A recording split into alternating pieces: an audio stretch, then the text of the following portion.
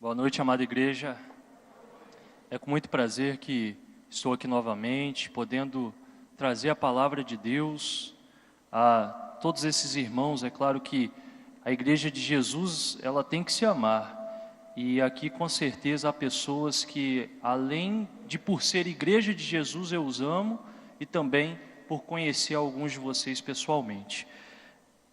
Alguns irmãos me conhecem, os que não me conhecem, meu nome é Antônio Carlos Júnior, sou pastor auxiliar na Igreja Batista Central do IBC, pastor Sandro. Vocês devem estar acostumados, algumas vezes ele vem pregar aqui. Estou auxiliando em Rio Muqui, primeira Igreja Batista de Rio Muqui, onde pastor Sandro também é pastor interinamente, e também auxilio ali em Memorial no BNH. Estou ali também ajudando o pastor Daniel, sendo útil aonde o reino de Deus precisar. Amados, gostaria que vocês abrissem suas Bíblias no Evangelho de Lucas, capítulo 16. Vou estar lendo todo esse texto de Lucas 16. Os irmãos podem permanecer assentados como estão, porém com toda a reverência à palavra. Se assim quiserem, se ficarem de pé também não há problema. Lucas capítulo 16, do versículo 1 ao versículo 31. Quando o amor apresenta a graça, é o título da mensagem nessa noite. Quando o amor apresenta a graça. Lucas 16, do versículo 1 ao versículo 31. Amém? Dá mais um tempinho, estou vendo algumas pessoas ainda procurando. Amém? Disse Jesus também aos discípulos: havia um homem rico que tinha um administrador, e este lhe foi denunciado como quem estava a defraudar os seus bens. Então, mandando-o chamar, lhe disse: que é isto que ouço a teu respeito? Presta contas da tua administração, porque já não podes mais continuar nela. Disse o administrador consigo mesmo: que farei? Pois o meu senhor me tira a administração. Trabalhar na terra não posso, também de mendigar tenho vergonha. Eu sei o que farei, para que, quando for demitido da administração, me recebam em suas casas. Tendo chamado cada um dos devedores do seu senhor, disse ao primeiro: quanto deves a meu patrão? Respondeu ele: 100 cados de azeite. Então disse: toma a tua conta, assenta-te depressa e escreve 50. Depois perguntou a outro: tu, quanto deves? Respondeu ele: 100 coros de trigo. Disse-lhe: toma a tua conta e escreve 80. E elogiou o Senhor o administrador infiel, porque se houvera atiladamente, porque os filhos do mundo são mais hábeis na sua própria geração do que os filhos da luz. E eu vos recomendo, das riquezas de origem iníqua fazei amigos, para que quando aquela vos faltarem, esses amigos vos recebam nos tabernáculos eternos.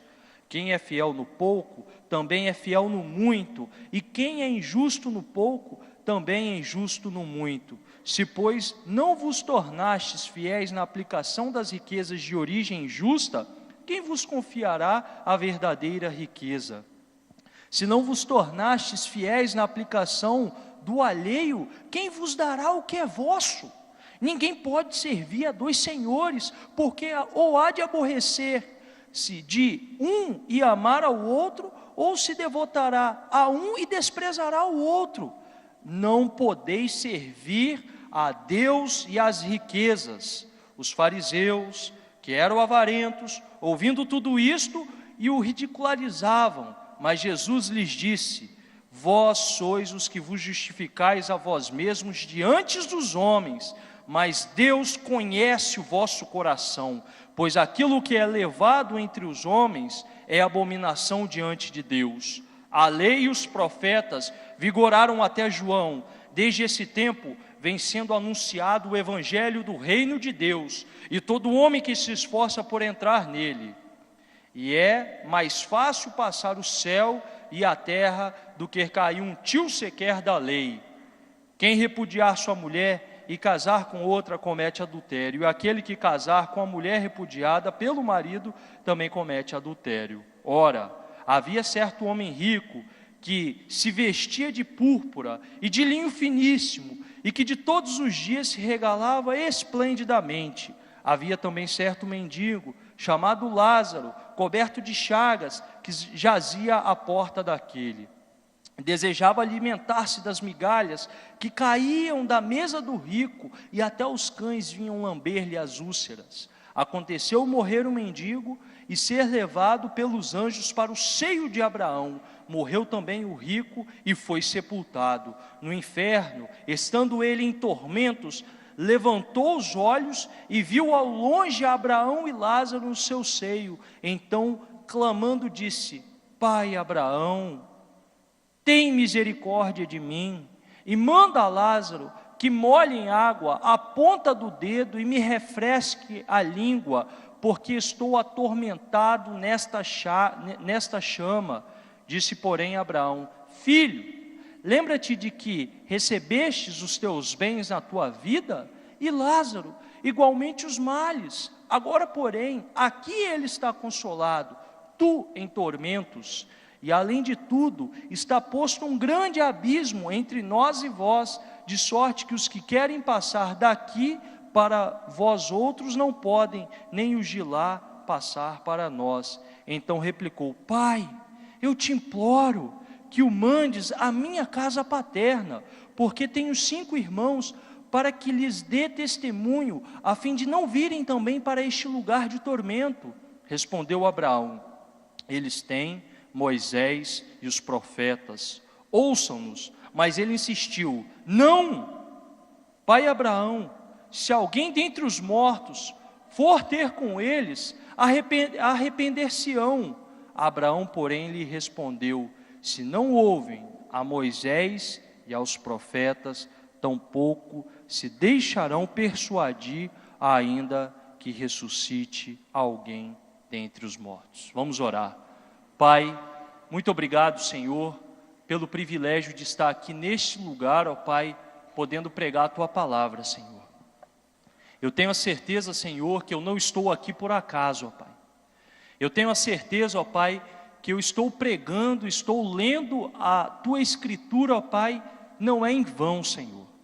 Eu tenho certeza, Senhor, que no Teu reino, ó Pai, na Tua obra, ó Pai, não existem coincidências, Senhor, mas todas as coisas, ó Pai, têm um propósito, e a Tua vontade, Senhor, é perfeita, Pai. Se há alguém aqui, Senhor, que precisa ouvir, que precisa entender, que precisa aceitar, Senhor, que não seja, ó Pai, as simples palavras deste homem, Senhor, mas que sejam as palavras de Deus anunciadas nessa noite, Senhor. Abençoa as nossas vidas e capacita-nos, ó Deus, a entender por completo esse texto segundo a Tua vontade. Em nome de Jesus eu te oro. Amém, Senhor. Amados, quando nós falamos de postura cristã, ou postura por parte dos crentes, por parte dos evangélicos, nós vemos 3 posturas que se dizem cristãs, mas só uma é a verdadeira. Uma das posturas, amados, são aquelas pessoas que pregam o Evangelho, que tentam viver o Evangelho, buscando serem salvas. Tudo na vida dessas pessoas, elas fazem como se elas precisassem comprar a salvação. Não, eu preciso fazer isso porque eu vou obter algum mérito. Eu preciso fazer aquilo porque Deus vai perceber que eu sou uma pessoa boa, Deus vai perceber que eu pago as minhas contas, Deus vai perceber que eu sou um bom pai, Deus vai perceber que eu sou um bom religioso, e isso tudo Deus vai analisar, Deus vai avaliar e Deus vai falar: rapaz, você merece obter a salvação. Se tem alguém que merece comprar a salvação, se tem alguém que tem uma moeda para comprar a salvação, você é essa pessoa. Porque você faz tudo para obter a salvação, porque você faz tudo para conseguir essa salvação. Então a primeira postura que nós vemos, por parte de alguns cristãos, é aqueles que buscam obter a salvação, como se estivessem comprando, como se estivessem mostrando para Deus: olha Deus, eu mereço ganhar a salvação porque eu sou muito bom, porque eu sou o cara, porque eu sou uma pessoa que me destaco na sociedade. A outra postura, amados, é uma postura também muito conhecida no nosso país. É a postura daqueles que têm medo de perder a salvação. Medo de perder a salvação. Olha, não olhe para isso, não pense naquilo, não faça isso, porque se você fizer, você vai perder a sua salvação. Não falte o culto, não peque, não haja dessa forma, não deixe de ler a Bíblia, não se esqueça de orar todos os dias, porque você pode correr o risco de perder a sua salvação. Então a vida dessas pessoas, uma é: o que eu posso fazer para ganhar? E a outra é: o que eu posso fazer para não perder a minha salvação? Mas a mensagem de Cristo, amados, o Evangelho de Cristo, e através desse texto nós vamos perceber que nem a postura das pessoas que querem comprar, obter a salvação é a correta, e nem a postura daquelas pessoas que querem não perder a salvação está correta. Sabem por quê, amados? Porque a salvação é dada gratuitamente. A salvação é dom de Deus.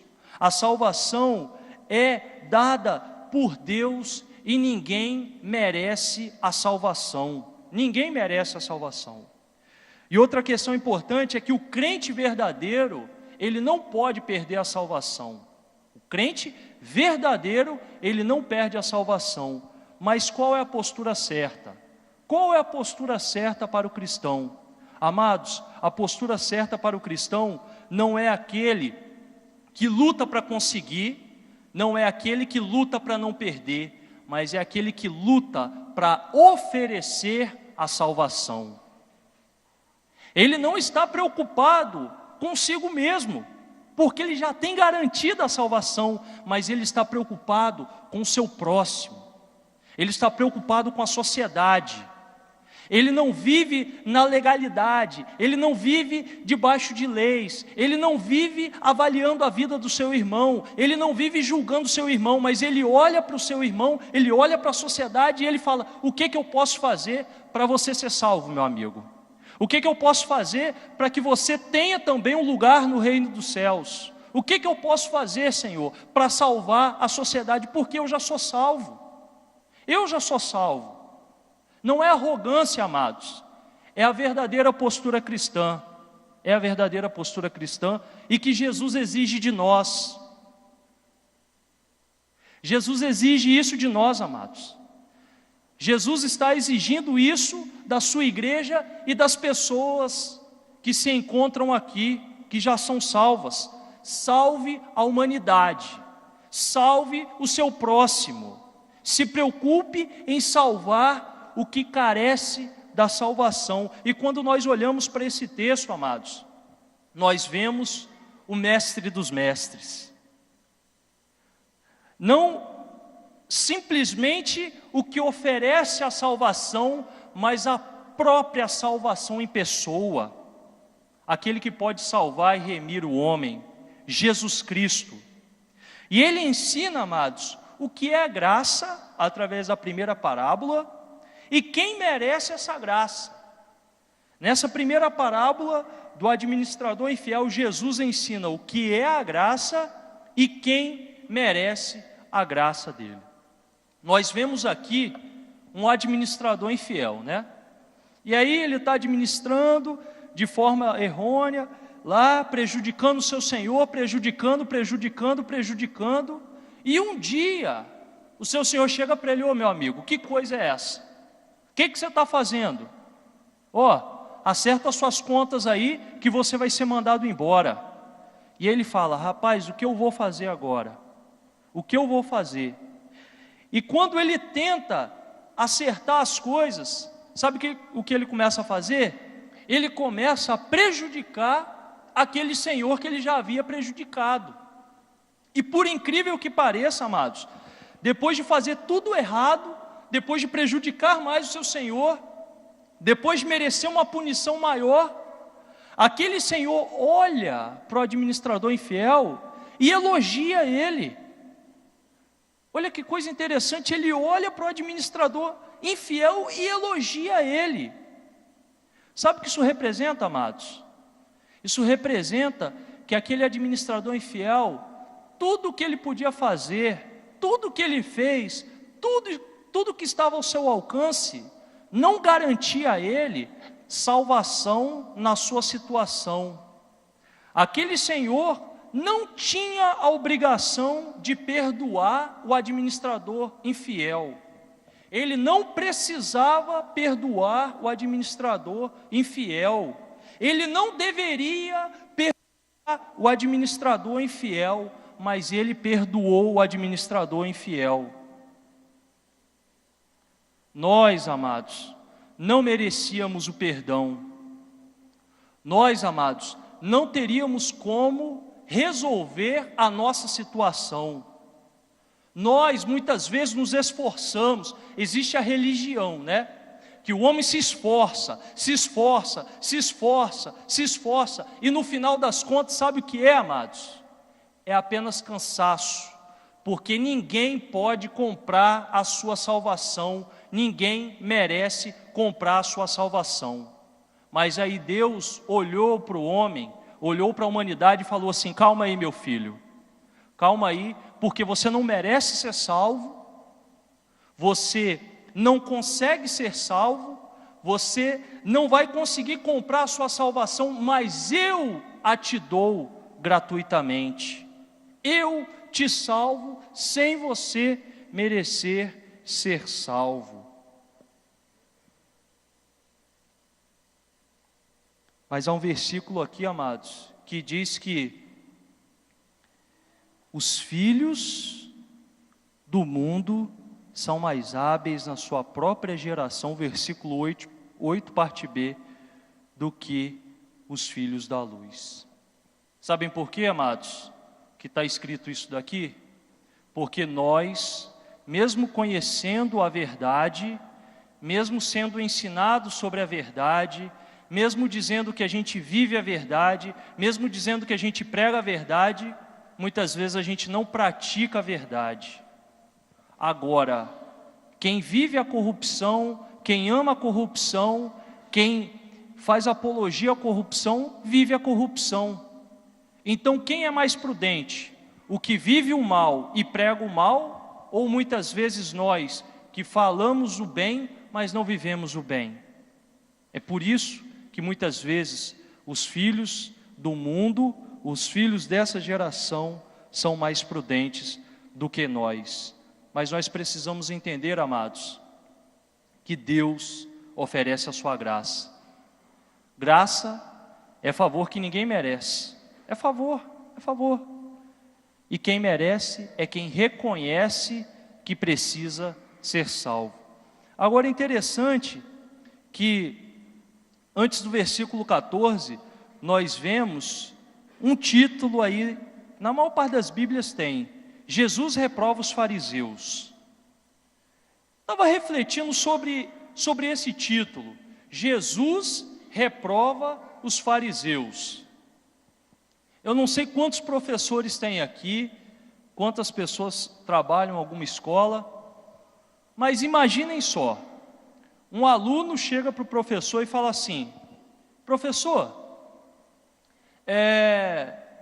eu não vou mais vir à aula, eu estou cheio de notas baixas, mas eu não quero recuperar essas notas, eu não quero fazer provas para recuperar essas notas, eu não vou mais participar de nenhuma aula nessa escola, o senhor pode me reprovar, o senhor pode me reprovar.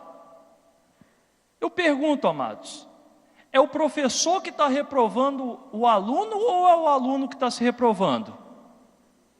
É o aluno que está se reprovando, é o aluno. Nesse texto aqui, amados, não é Jesus que reprova os fariseus, mas são os fariseus que se reprovam. Sabem por quê? Sabe por que os fariseus se reprovam? Porque quando Jesus ele está anunciando a graça dele, a salvação dele, quando ele fala da graça, sabe o que os fariseus eles sentem? Graça. Em vez de eles entenderem a graça, em vez de eles entenderem a salvação de Deus, eles sentem graça. Eles começam a rir, a zombar, a achar que Jesus estava contando algum conto da carochinha. E aí Jesus ele fala: olha, vocês, é muito fácil, espertos, é muito fácil, fariseus, vocês conseguirem enganar o povo, porque o povo não conhece o que está em seus corações, mas difícil é enganar a Deus. E mais uma coisa, versículo 16, a lei e os profetas vigoraram até João. Desde esse tempo vem sendo anunciado o evangelho do reino de Deus, e todo homem se esforça por entrar nele, e é mais fácil passar o céu e a terra do que cair sequer um tio da lei. Jesus ele estava se colocando como autoridade máxima naquele momento para aqueles homens, mas aqueles homens não estavam interessados em aceitar. E quando a gente vai para o versículo 18, a gente pensa que o versículo 18 não tem nada a ver com o que Jesus estava dizendo para os fariseus. Mas saiba que quando a Bíblia ela foi escrita, ela não tinha divisões de capítulos, ela não tinha divisões de versículos, ela não tinha as divisões por perícopes, esses títulos que a parábola do administrador infiel, Jesus reprova os fariseus acerca do divórcio, porque o que Jesus está dizendo no versículo 18 é uma repreensão aos religiosos. Sabem por quê, amados? Porque os religiosos, eles se achavam no direito de fazer qualquer coisa e julgar a todos. Eles se achavam os bons, eles se achavam os bambambãs, eles achavam que eles não tinham pecado, que eles não praticavam nenhum pecado, que eles eram perfeitos. E quando Jesus está dizendo acerca do divórcio, Jesus está dizendo acerca do divórcio para esses homens, porque eles apoiavam o divórcio de qualquer forma. Se um homem dissesse assim: minha esposa não é tão bonita mais, a lei aprovava, o sacerdote aprovava. Então Jesus ele está dizendo: olha, vocês podem julgar os homens por muitas coisas, vocês podem lançar fardos pesados sobre os homens, mas vocês têm um fardo maior, e o fardo de vocês é referente ao divórcio, referente a isso que vocês não têm se preocupado com essa obra. Amados, nós vimos que Jesus está oferecendo a sua graça, mas nós vemos que muitas pessoas têm recusado a graça de Jesus. Quando nós chegamos na última parábola do rico e do mendigo, nós pensamos assim: mas o que isso tem a ver? Será que essa parábola é a conclusão do discurso de Jesus? É, amados, é a conclusão do discurso de Jesus.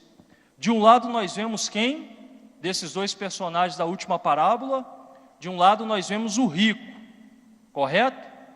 Nós vemos o rico, um homem que tinha tudo, o homem solitário, o homem avarento, o homem egoísta, o homem achando que tinha obtido tudo na vida, mas ele não tinha obtido o quê?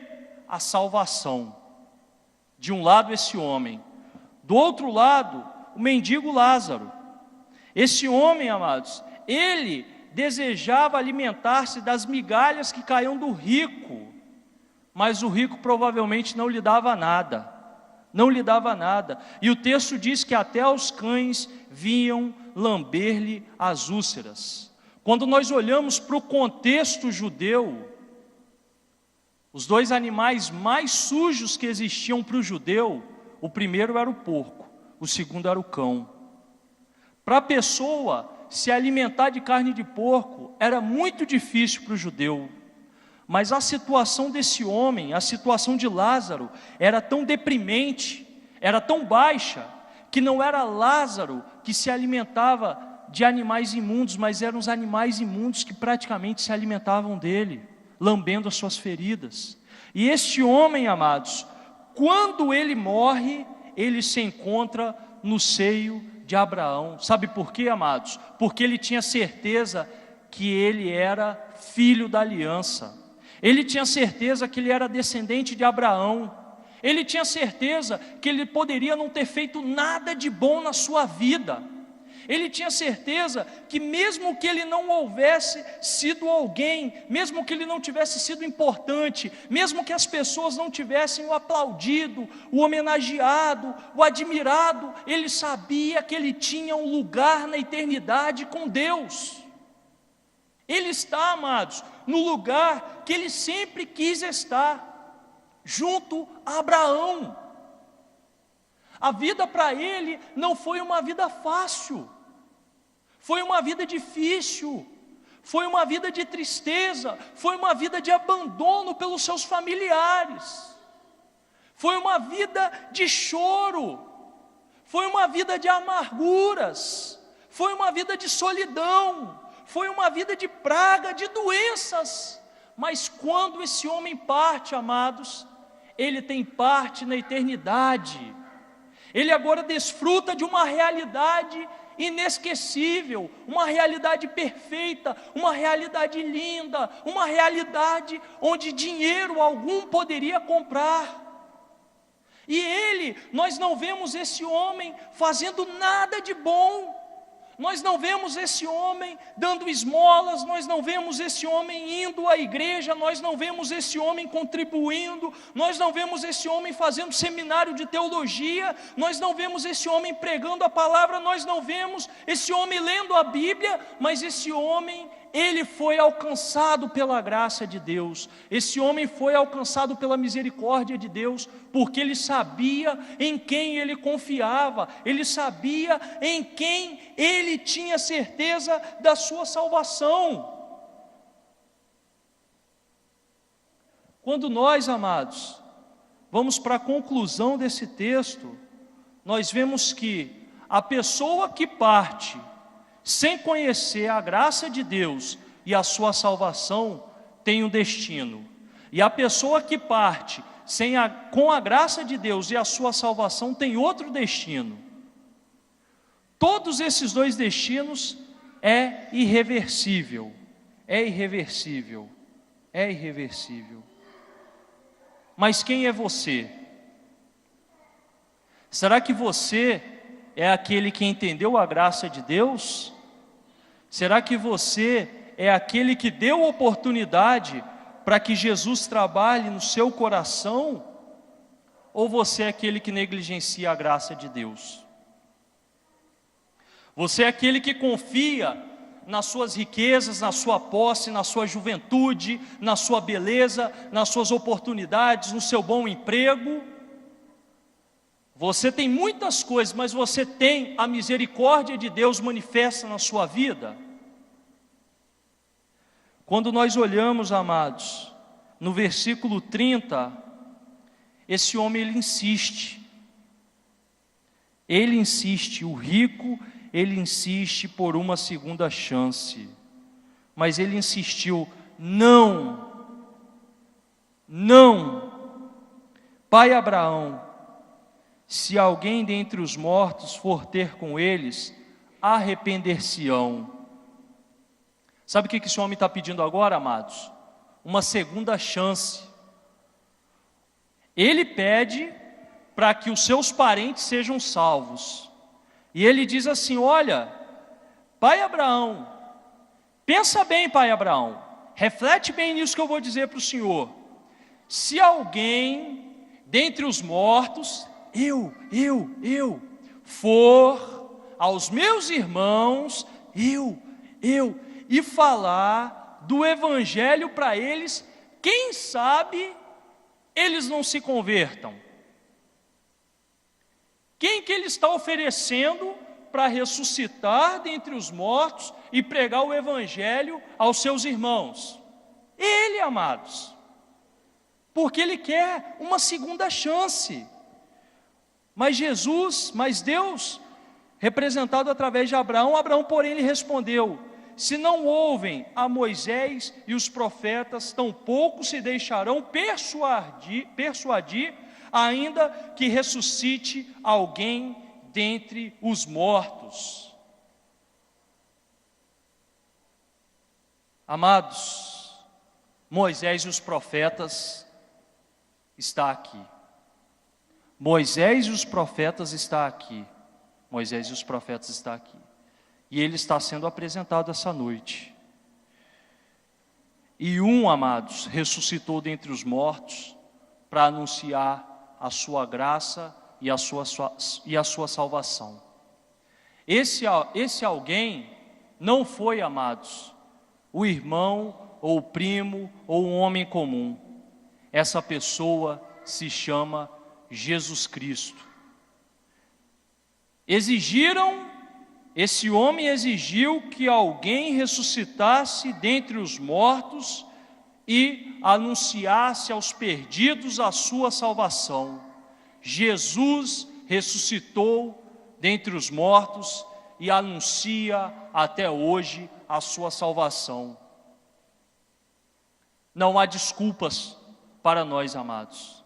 Não há desculpas para ninguém, porque Moisés e os profetas estão aqui e a salvação está sendo anunciada, foi anunciada e sempre será anunciada por um que voltou do meio dos mortos para anunciar a sua graça, o seu amor, a sua misericórdia, o seu perdão, a sua salvação, tudo aquilo que ele tem oferecido, tudo de bom para salvar nós, aqueles que fomos infiéis um dia, que não merecemos, que tentamos muitas vezes nos salvar, mas se não for a misericórdia de Deus, ninguém pode ser salvo. Que Deus abençoe essa palavra, que Deus abençoe a cada um de vocês. Vamos orar. Deus Todo-Poderoso, Eterno Pai, muito obrigado, ó Pai, pela oportunidade de estar aqui pregando a Tua palavra, Senhor. Muito mais, Senhor Deus, do que o homem, ó Pai, muito mais, ó Deus, do que belas palavras, Senhor, o nosso maior compromisso é anunciar simplesmente a Tua palavra, Senhor, porque a Tua palavra é verdade, Pai. Continua a abençoar essa igreja, continua a abençoar esses irmãos, e se houve alguma conversão aqui, ó Pai, se alguém entendeu que quer a graça de Jesus, que quer a misericórdia de Jesus sobre a sua vida, Pai, derrama, Pai, derrama a salvação, Senhor, derrama a restauração, Senhor, derrama refrigério, ó Pai, derrama, ó Pai, novamente acesso a Ti, Senhor. Em nome de Jesus eu te oro e te agradeço por tudo. Amém, Senhor.